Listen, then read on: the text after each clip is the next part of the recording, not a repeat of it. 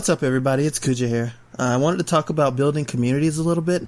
Now that we have Street Fighter V on the horizon and we have all these betas and all this information is available, the thing that I haven't seen people talking about, and this could be because everybody is just hyped to play the game, but the thing that I haven't seen everybody talk about, or anybody talk about rather, is building a community. And this is mostly towards the competitive players.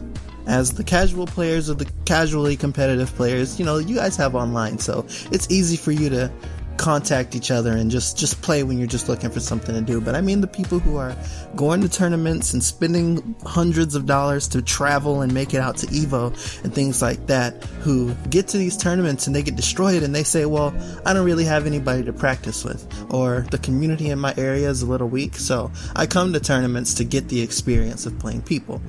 These are fine things. They're all fine. There's nothing wrong with coming to a tournament with the intention of playing other people to learn. That's okay. But to live in an area where you may have people playing around you that you have no contact with is going to hold you back. In general, it will hold anyone back.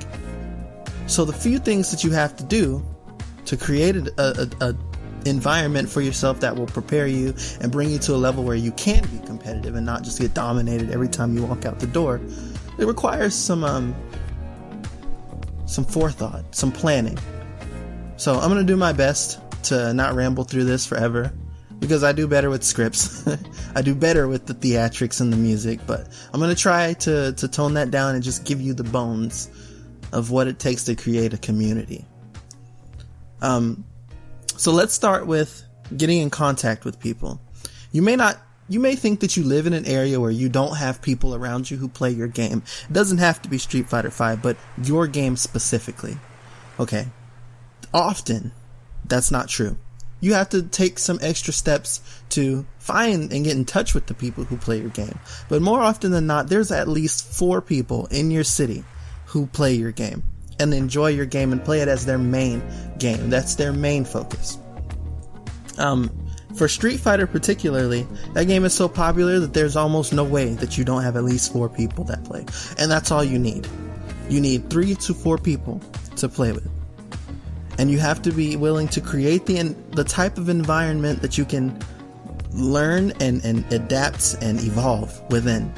And when I say these things, I stress them because a lot of communities get wrapped up in the nonsense and the hype around fighting games and things like Evo Moment 37, and they don't actually take a moment to sit back and break down what's happening.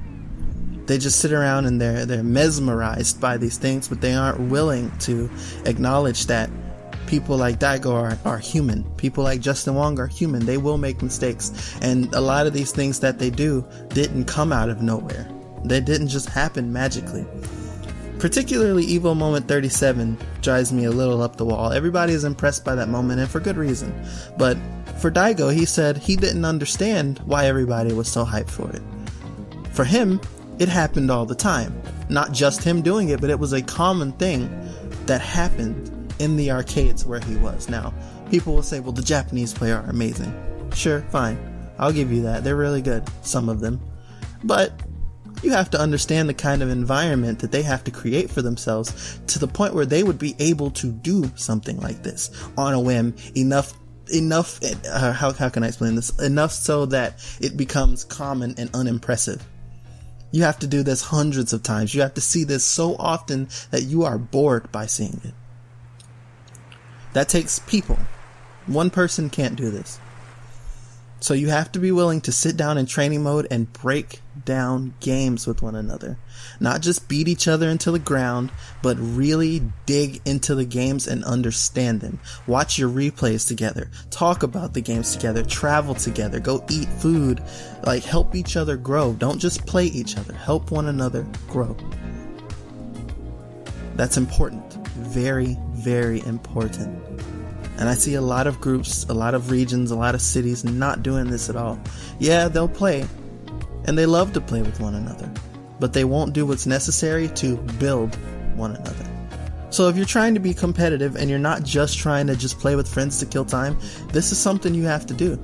You have to record each other's matches, play each other online, travel together, like go to tournaments and grind out matchups and grind out character for your friend. Like, let's say your friend has a bad time fighting a character you don't play. Well, guess what? You have to learn that character for him, and he has to do that for you.